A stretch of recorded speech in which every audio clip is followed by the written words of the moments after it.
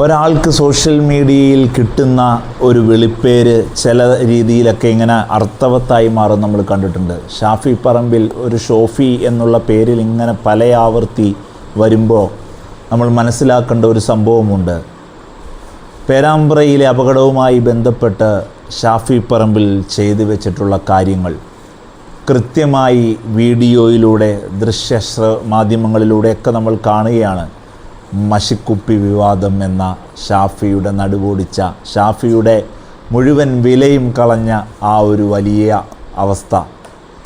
ഇങ്ങനെ ICUവിൽ കിടന്ന് തൊട്ടടുത്ത ദിവസം മുതൽ ഇങ്ങനെ ആളുകൾ വരുമ്പോൾ വലിയ രീതിയിലുള്ള ഒരപഹാസ്യ കഥാപാത്രമായി ഷാഫി പറമ്പിൽ മാറുന്നു എന്നുള്ളതാണ്. മറ്റൊരു പ്രധാന കാരണം ഉള്ളത്, രാഹുൽ മാങ്കൂട്ടത്തിൽ ഒരു സർപ്രൈസ് ക്ലീൻ ചീറ്റ് എൻട്രിക്ക് വേണ്ടിയിട്ട് ശ്രമിക്കുന്നു എന്നുള്ളതാണ്. ഷാഫി പറമ്പിലിനെ വന്ന് കാണുന്നു, വിജയനെ ഞങ്ങൾ തറപറ്റിക്കുമെന്ന് പറയുന്നു. സ്വന്തം വിവാദത്തെക്കുറിച്ച് ഒരക്ഷരം വാ തുറന്ന് മിണ്ടാൻ കെൽപ്പില്ലാത്ത രാഹുൽ മാങ്കൂട്ടത്തിലാണ് ഇങ്ങനെ ഒരു ബൈപ്പാസ് എൻട്രി നടത്തുന്നത് എന്നുള്ളതാണ്. കേരളത്തിലെ ജനങ്ങൾ എന്താ പൊട്ടന്മാരാണോ? കോൺഗ്രസ്സിലെ നേതാക്കന്മാർ മനസ്സിലാക്കണ്ടേ ഇതെല്ലാം. ഷാഫി പറമ്പിലിൻ്റെ പേരാമ്പ്ര വിഷയവുമായി ബന്ധപ്പെട്ട് രാഹുൽ മാങ്കൂട്ടത്തിൽ ഇങ്ങനെ ഒരു ക്ലീൻ ചീറ്റായി, ഒന്നും അറിഞ്ഞിട്ടില്ല, ഇതിനു മുമ്പ് ഒന്നും സംഭവിച്ചിട്ടില്ല എന്നുള്ള രൂപേണ രാഹുൽ മാങ്കൂട്ടത്തിൽ ഇങ്ങനെ എൻട്രിക്ക് വരുമ്പോൾ മാസങ്ങൾക്കകം വരാൻ പോകുന്ന നിയമസഭാ തെരഞ്ഞെടുപ്പിൽ കോൺഗ്രസ്സിന് ഇതൊക്കെ ഗുണം ചെയ്യുമെന്നാണോ നിങ്ങൾ കരുതി വെക്കുന്നത്? ഒരു മത്സരം പോലും കേരളത്തിലില്ല എന്ന് ജനങ്ങൾ എന്നെ ഉറപ്പിച്ചു കഴിഞ്ഞു.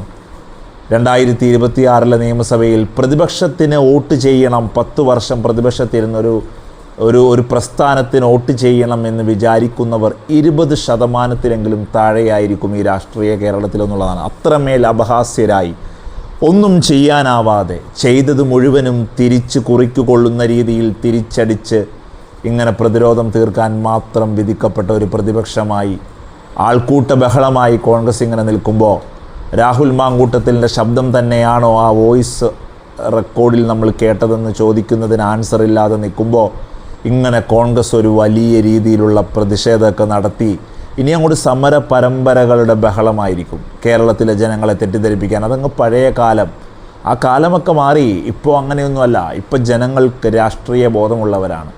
എന്തിനു വേണ്ടിയാണ് ഈ കാട്ടിക്കൂട്ടലുകൾ എന്ന് തിരിച്ചറിയാനുള്ള കഴിവുള്ളവരാണ്. LDF സർക്കാരിന് നിരവധി പ്രശ്നങ്ങളുണ്ട്, ജനദ്രോഹ പ്രശ്നങ്ങളുണ്ട് എന്ന് വെക്കൂ നിങ്ങൾ. പക്ഷേ അതിനെ ഒന്നും കവച്ചു വയ്ക്കുന്ന രീതിയിലല്ല പ്രതിപക്ഷത്തിൻ്റെ പ്രവർത്തനം.